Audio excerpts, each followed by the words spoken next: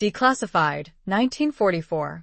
High above the steaming jungles of the Pacific, a lone predator surveys the vast expanse. Far below, Japanese fighters scramble, desperately seeking altitude to intercept the approaching American bombers.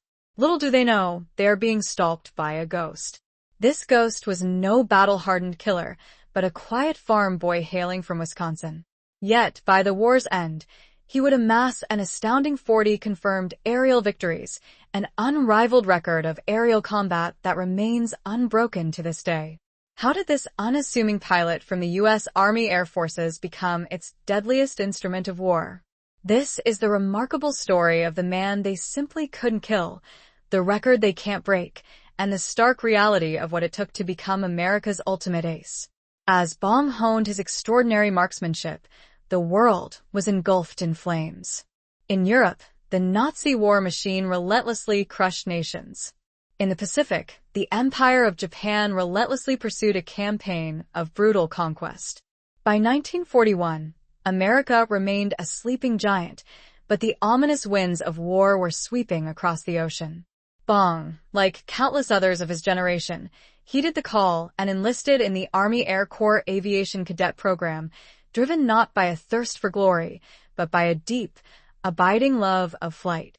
His instructors recognized it instantly. The boy was a natural.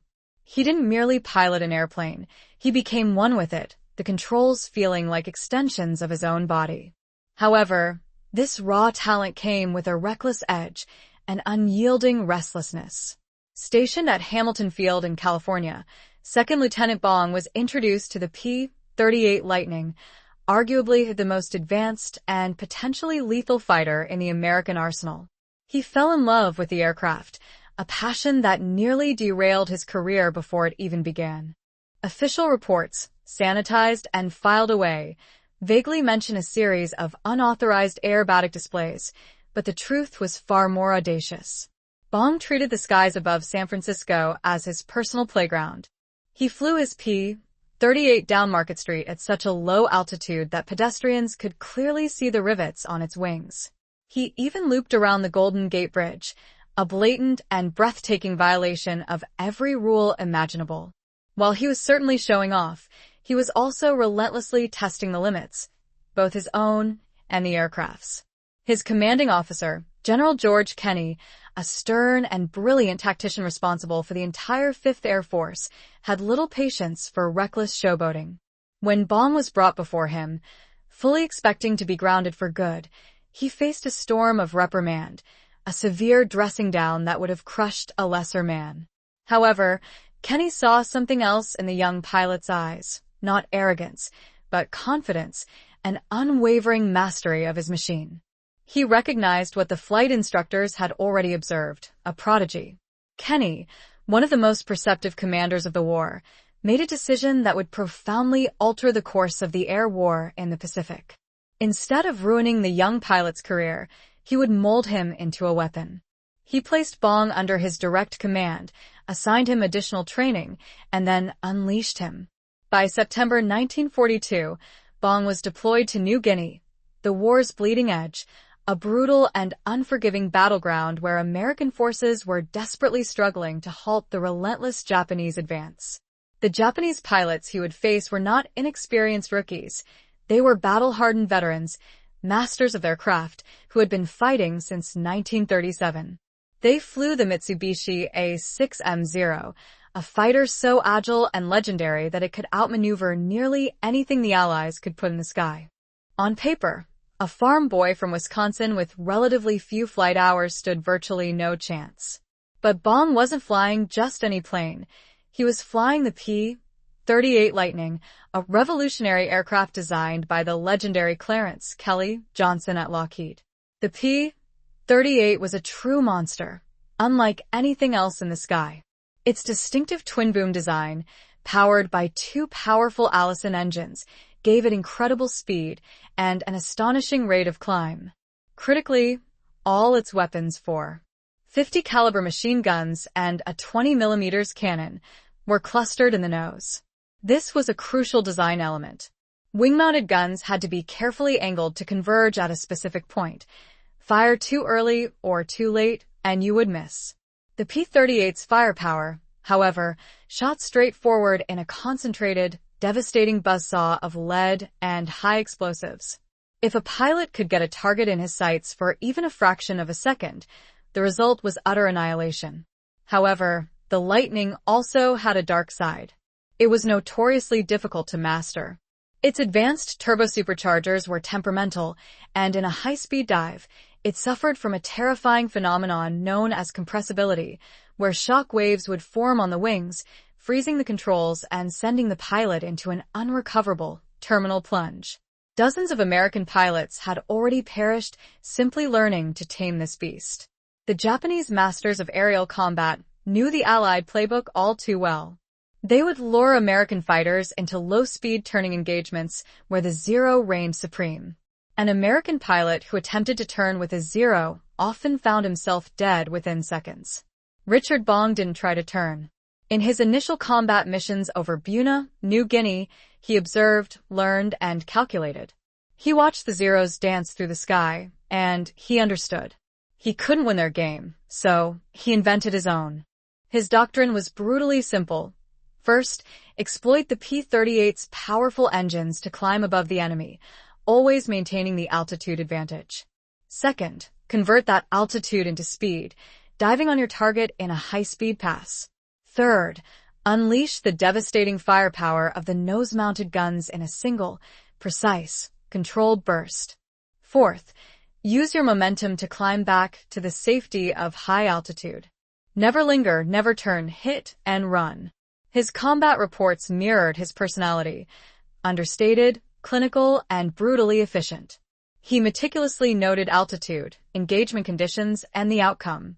However, what the reports didn't capture was the genius at work. Other pilots would spray long, hopeful bursts of ammunition. Bong was different. His gun camera footage, later studied by intelligence officers, revealed a chilling pattern. Patient stalking, careful positioning, a brief, violent firing pass, and immediate disengagement. His squadron mates were in awe. Major Thomas Lynch, another highly decorated ace, described Bong's technique as that of a surgeon, patient, precise, and utterly efficient. His ammunition efficiency was off the charts. The key was his innate understanding of deflection shooting, the art of firing not where the target is, but where it is going to be. Most pilots spent their entire careers struggling with it. For Bong, it was as natural as breathing. His victory count began to climb. 1 kill, then 2 on a single mission, a bomber here, a Zero there. He was a quiet, phantom-like presence in the sky, appearing from nowhere, striking with lethal precision, and vanishing back into the sun. The Japanese, analyzing their mounting losses, began to notice a pattern. Vicious, high-speed attacks from above by a twin-tailed devil. They gave the P-38 a chilling nickname, the Fork-tailed Devil, and Richard Bong was its most terrifying practitioner. On his own P-38, he painted the name of his sweetheart back home, Marge. It became a legendary sight in the Pacific skies, a symbol of death for his enemies and a beacon of hope for the bomber crews he escorted. By early 1943, he was an ace, and by the end of the year, his tally was growing at a staggering rate, transforming the quiet farm boy into a living legend. July 1943, above the port of La, New Guinea. The air was thick with smoke and fear as a massive formation of Japanese bombers, escorted by a swarm of Zero fighters, thundered towards Allied positions on the ground. To the soldiers huddled in their foxholes, it seemed like an unstoppable wave of destruction. But high above, in the blinding sun, Bong and his squadron were climbing, positioning themselves for the impending slaughter. This engagement would become a textbook example of Bong's evolving genius. He was no longer just a lone wolf, he was a conductor of aerial violence. Instead of diving in headfirst, he held his flight group at a superior altitude, forcing the Japanese to look up into the blinding glare. With chilling patience, he waited for the enemy formation to commit to its bombing run, watching for the exact moment a bomber would expose its vulnerable belly or a Zero would break formation. Then he gave the order to attack. The P-38s fell from the sky like silver sharks. Bong led the charge, his plane a blur of speed and purpose. He didn't engage the agile Zeros, instead going straight for the bombers, the heart of the enemy formation. A single, precise burst from his nose cannon, and a Mitsubishi bomber simply disintegrated in a blossom of fire and black smoke. He didn't linger to watch it fall. He was already climbing, converting his speed back into precious altitude, scanning for his next victim. His squadron followed his lead, striking and vanishing, sowing chaos and confusion among the Japanese pilots, who couldn't track the faster, more powerful American fighters. The results were devastating. Multiple enemy aircraft destroyed for minimal Allied losses. Japanese combat reports from this period are filled with a sense of dread, describing encounters with American fighters who attacked with a speed and precision they simply could not counter. They knew they were being hunted by experts. By November 1943, Richard Bong had amassed 21 confirmed victories, a number that wasn't just impressive, but historic. He was now one of America's top aces, a celebrity in a war that desperately needed heroes. General Kenny, ever the shrewd commander, recognized the value of a symbol. He personally decorated Bong with the Distinguished Service Cross, and then did something Bong absolutely hated. He sent him home. Bong was ordered back to the United States for a war bond tour. Suddenly, the quiet pilot who let his flying do the talking was thrust into the spotlight, paraded before cheering crowds, his face plastered on newspapers from New York to California. The American public embraced him. He was the humble farm boy who had become a dragon slayer, the personification of American ingenuity and courage. But Bong was miserable. He despised the ceremonies, the speeches, the endless handshakes. In letters to Marge, he confessed that his heart was still in the Pacific, with the pilots who were still fighting and dying. He felt like a fraud, a show pony, while his brothers in arms were in the thick of it. He relentlessly petitioned General Kenny, practically begging to be sent back to combat. Finally, Kenny relented. By March 1944, Bong was back in New Guinea, where a surprise awaited him. A new, upgraded P-38J Lightning, a refined killing machine. It boasted improved engines, a more effective cockpit heating system for high-altitude flight, and, most importantly, hydraulically boosted ailerons. This innovation gave the P-38 far better maneuverability at high speeds, mitigating one of its most significant weaknesses. In Bong's hands, the P-38J was not just a fighter, but a scalpel. He returned to a different war.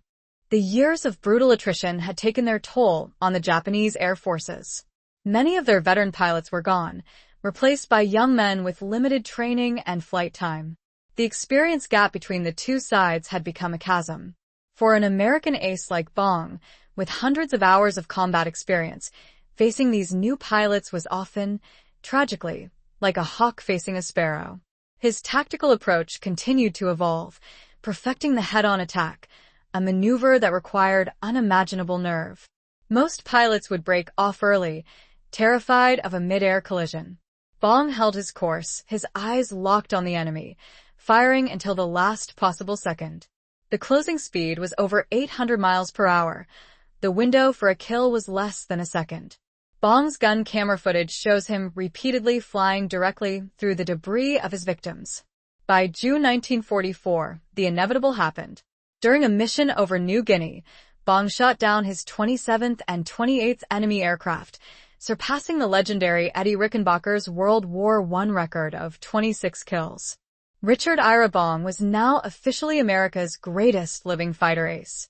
General Kenny was both proud and terrified. He immediately prohibited Bong from flying routine combat missions, declaring him too valuable to risk. Bong, he argued, was a national treasure. His loss would be a catastrophic blow to morale. Bong was furious. Grounded and frustrated, he argued that his place was in the sky, leading his men. A compromise was reached. Kenny allowed him to fly, but only on high-priority missions and only as a flight leader, where he could direct the battle, not just fight it. He was a general in the sky. The restrictions did nothing to slow him down. In fact, flying priority missions often meant he was sent exactly where the fighting was thickest. October 1944, Balikpapan, Borneo. a critical mission to escort B-24 bombers striking Japanese oil refineries. The Japanese threw everything they had at the American formation in a desperate attempt to protect their vital fuel supply. The sky erupted into a swirling chaos of dogfights. Bong, leading his P-38s, positioned his formation with the sun at their backs, a classic tactic to blind the enemy. He led the initial attack, diving from above and blasting an enemy fighter out of the sky. But as he pulled up, his own aircraft was rocked by a violent explosion. An enemy fighter had gotten on his tail, and cannon shells ripped through his right engine. Warning lights flashed across his console. The engine sputtered, caught fire, and died. Most pilots would have disengaged immediately, diving for home on a single engine. That was the smart thing to do, the sane thing to do. But Richard Bong was neither smart nor sane in that moment. He was a predator. He feathered the dead propeller to reduce drag, hit the fire extinguisher, and calmly assessed the situation. He was still flying, his guns still worked, and there were still enemies in the sky. With his P-38 crippled and trailing smoke, he banked the heavy fighter back into the dogfight. On a single engine, with his performance severely degraded, he hunted down another Japanese fighter and shot it down. Only then did he turn for home, nursing his battered plane across hundreds of miles of open ocean. When he landed, the ground crews were horrified. His P-38 was riddled with bullet holes, and an entire engine was destroyed. They declared the aircraft combat ineffective, destined for the scrap heap, but they underestimated the bond between the pilot and his machine. Bong oversaw the repairs himself, and within weeks, he was flying Marge once again. This single incident cemented his legend. He wasn't just skilled, he was fearless. He wasn't just an ace, he was unbreakable. After that day, his victory tally climbed relentlessly towards a number no one had ever thought possible. 35, 36, 38. By December 1944, he had 40 confirmed aerial victories. The number was staggering, an achievement so far beyond the norm that it barely seemed real. Back in the United States, at the highest levels of command, a decision was made. General Douglas MacArthur himself issued the order to General Kenney. It was no longer a request. Richard Bong was to be permanently grounded. His war was over. He was simply too valuable a symbol to lose. America's ace of aces was being sent home for good, whether he liked it or not. His final combat mission was on December 17, 1944, an uneventful patrol with no enemy contact. Unceremoniously, the combat career of the most successful fighter pilot in American history had come to an end. He returned to the United States not to the quiet farm he dreamed of, but to a whirlwind of national adoration, to a nation weary of war. Richard Bong was more than a pilot. He was an icon of hope, a symbol of the quiet, determined strength that would ultimately win the war. He was awarded the Medal of Honor, the nation's highest award for valor. In the hallowed halls of the Pentagon, Secretary of War Henry Stimson placed the medal around his neck. The official citation was read aloud, a dry, military summary of deeds that bordered on the unbelievable. It spoke of his conspicuous gallantry and intrepidity at the risk of his life, above and beyond the call of duty. It mentioned his unflinching courage, brilliant leadership, and relentless pursuit of the enemy, even when outnumbered and facing intense opposition. Bong stood there, characteristically quiet and humble, looking almost uncomfortable in his decorated uniform. This was a man who communicated through action, not words, who felt more at home in the cramped cockpit of a P-38 at 20,000 feet than he did in a room full of generals and politicians. After the ceremonies, he finally found a moment of peace. On February 10, 1945, he married his sweetheart, Marge Vatendel, in a church in Superior, Wisconsin. For a brief moment, the deadliest ace in American history was simply a husband, a young man hoping to build a life far away from the scream of diving aircraft and the flash of cannon fire. The war in Europe was in its final, bloody throes, and the end of the global conflict finally seemed within reach. But what was the real secret to his phenomenal success? How did one man, in one specific aircraft, achieve a record that seemed statistically impossible? The answer lies in a combination of the man, the machine, and a tactical doctrine that was years ahead of its time.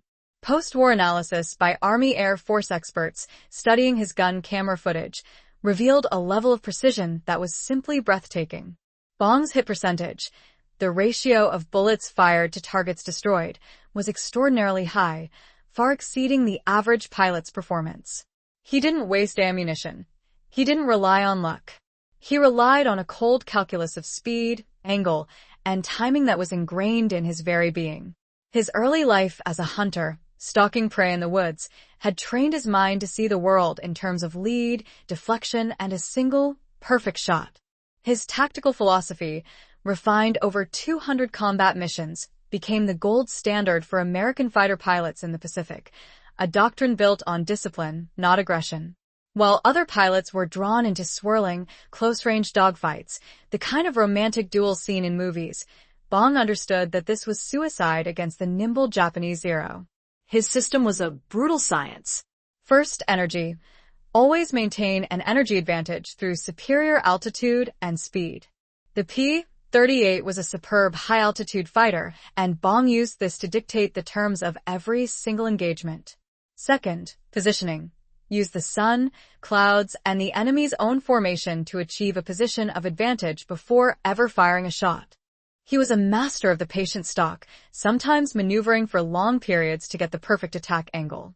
Third, firepower. Exploit the P-38's concentrated, nose-mounted weapons. He knew that if he could bring his guns to bear for even a split second, the fight was over. Fourth, discipline. Never ever try to turn with a zero. After an attack pass, he would use his superior speed to disengage, climbing back to altitude to set up the next strike. He fought a vertical war, a battle of energy and physics, while his opponents were still fighting a horizontal one. And then there was the aircraft itself. The P-38 Lightning was the perfect instrument for his style of warfare. Its twin-engine configuration offered a crucial layer of redundancy. It could absorb incredible amounts of damage and still bring its pilot home, as Bong proved over Borneo. The tricycle landing gear made it stable on the rough, makeshift runways of the Pacific Islands, and its turbo-superchargers gave it the high-altitude performance that many Japanese fighters simply couldn't match. In the hands of an average pilot, the P-38 was a capable fighter. In the hands of Richard Bong, it was a weapon of historical significance. Letters to Marge revealed the man behind the legend. He rarely spoke of his victories. Instead, he wrote about his duty, his focus on doing the job effectively, protecting the bomber formations, and supporting the troops on the ground. He saw his role not as a glory-seeking ace, but as a protector, a guardian for the men who were counting on him. There was no ego, no bravado, only the quiet, lethal efficiency of a master craftsman. As 1945 dawned, Bong's life was supposed to be one of safety and prestige. He was a hero, a husband, and a symbol of American victory, but the warrior in him couldn't stay away from the cockpit. The military, wanting to leverage his unparalleled expertise, gave him a new assignment. He was to become a test pilot. The world of aviation was on the cusp of a revolution. Piston engines, which had dominated the skies for 40 years, were becoming obsolete. A new, terrifyingly powerful technology was emerging, the jet engine, at Lockheed's secretive Skunk Works facility in Burbank, California. Kelly Johnson, the same man who had designed the P-38, had created America's first operational jet fighter, the P-80 Shooting Star. The P-80 was the future, a sleek, futuristic machine with a single jet engine that produced 4,000 pounds of thrust, pushing it to speeds over 500 miles per hour. It was an entirely new flight regime, a quantum leap in performance and technology, and the Army needed its best and most experienced pilots to tame this new beast, to write the rule book for a new era of aerial combat. Richard Bong, the master of the piston engine fighter, was assigned to help usher in the age of the jet, transitioning from the pinnacle of one generation of technology to the very beginning of the next. He was once again on the cutting edge, but this time the enemy wasn't a zero in his gun sight. It was the unknown. The assignment to test the 80 shooting star placed Richard Bong at the epicenter of a technological earthquake. He, who had mastered the most complex piston fighter ever built, was now a student again. The P-80 was a different breed of animal entirely. No propeller, no torque, just the raw, screaming thrust of a jet engine. It responded differently, landed at terrifyingly high speeds, and climbed as if pulled by an invisible hand. Every pilot transitioning to jets was, in a very real sense, a pioneer exploring a dangerous and unknown frontier. Bong, with his innate feel for machinery, adapted quickly. He respected the new aircraft, studying its systems with the same quiet intensity he had applied to combat tactics. He was no longer a hunter of men, but an explorer of the machine, pushing the boundaries of what was possible and reporting his findings back to the engineers who were literally inventing the future of aviation. For several months, this was his new life, a life of flight logs, technical debriefings, and the constant, high-pitched whine of a jet turbine. Then came August 6, 1945. It was a hot, clear summer day at the Lockheed Air Terminal in Burbank, California. For Major Richard Bong, it was a routine day at the office. He was scheduled to perform a standard acceptance flight on a new P-80 that had just rolled off the production line. He went through his pre-flight checks, suited up, and climbed into. He settled into the cockpit of the futuristic aircraft. The canopy hissed shut, encasing him securely inside. The P-80's engine whined to life, its distinctive shriek filling the air as it spun up to speed. Bong taxied onto the runway, received clearance from the tower, and then decisively pushed the throttle forward. The jet surged ahead with breathtaking acceleration, pressing him firmly back into his seat. It then lifted smoothly and gracefully into the clear California sky. But mere moments after leaving the ground, disaster struck. A critical primary fuel pump failed without warning. The engine, now starved of fuel, sputtered and flamed out. Below him, the vast, sprawling suburbs of Los Angeles stretched out to the horizon, offering no immediate refuge. He was at a dangerously low altitude, piloting a powerless machine that, without its engine, handled like a brick. For this man, a man who had miraculously survived over 200 combat missions, who had stared down swarms of enemy fighters, who had even nursed a crippled P-38 back home on a single struggling engine, this was to be his final, most desperate battle. It was a brutal contest against gravity and the relentless passage of time. He fought valiantly for control of the stricken aircraft. His years of training kicked in instinctively.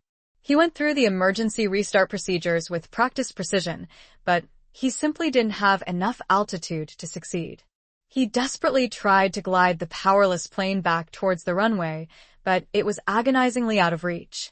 In the final, fleeting seconds of his life, as the ground rushed up to meet him with terrifying speed, he made one last, fateful decision. He attempted to eject, to bail out of the doomed aircraft, but it was tragically too late. He was too low to the ground for the ejection seat to function properly. The P-80 slammed into a field, erupting in a massive, fiery explosion. Major Richard Ira Bong, the ace of aces, the humble farm boy from Wisconsin, the single deadliest American fighter pilot in history, was killed instantly. He was just 24 years old. On that very same day, almost exactly half a world away, an American B-29 bomber, christened the Enola Gay, flew serenely high above the clear, bright skies of Japan. It opened its bomb bay doors and released a single, strange-looking weapon. That weapon plummeted silently towards the unsuspecting city of Hiroshima. And in a blinding flash of light that seared itself into history, it utterly erased the city from existence and unleashed the terrifying, previously unimaginable power of the atom. The world, irrevocably, had changed forever. The news of Richard Bong's untimely death, the passing of America's greatest aerial war hero, became a minor story, quickly buried beneath the colossal, earth-shattering headlines announcing the dawn of the atomic age. In a profound and terribly sad irony, the undisputed master of conventional aerial warfare died on the very day that his particular type of warfare was effectively rendered obsolete. 80 years later, Richard Bong's incredible record of 40 confirmed aerial victories remains unbroken, a testament to his skill and daring. It is a record that will almost certainly stand for all time. Modern air combat, a sterile and impersonal affair of glowing radar screens and beyond visual range missiles, will simply never again produce the close quarters, visually driven dogfights that so define the aerial battles of the Second World War. The romantic era of the gunslinging ace is definitively over. However, the true measure of Bong's lasting impact was not solely the 40 enemy aircraft he destroyed with such skill. It was also profoundly evident in the countless bomber crews he shepherded to safety, in the grateful ground troops who looked hopefully to the skies for his protective presence, and in the revolutionary tactical doctrine he pioneered, which saved the lives of countless other American pilots. His innovative methods became the very foundation of American fighter tactics for many years to come. General George Kenney, the man who recognized the extraordinary talent that lay hidden beneath Bong's occasional disregard for the rules, later wrote that Bong was, without question, the greatest fighter pilot he had ever personally witnessed. Kenney astutely noted that Bong's incredible success stemmed not from reckless aggression, but rather from its precise opposite, a calm, almost detached, calculated precision. He made the incredibly difficult task of aerial combat and destruction look almost effortless, primarily because he was an absolute master of sound, repeatable, and fundamentally effective tactical principles. Today, at the Richard I. Bong Veterans Historical Center in his home state of Wisconsin, his Congressional Medal of Honor rests quietly in a respectful display. A carefully restored P-38 Lightning fighter plane, proudly bearing the name Marge painted on its nose, stands nearby as a silent and enduring tribute to the man and his legendary machine. It serves as a powerful reminder of a time when a quiet, unassuming young man from the American Midwest could climb into the cockpit of a fighter plane and, through sheer innate talent and unwavering discipline, profoundly alter the course of history. The battlefields where he bravely fought are now silent. The skies where he once dueled with enemy pilots are now empty and peaceful. But the remarkable record remains indelibly etched into the permanent annals of military history. 40 confirmed victories, over 200 combat missions flown, one unbreakable and enduring legend. The farm boy who became, and will forever remain, America's deadliest and most untouchable flying ace.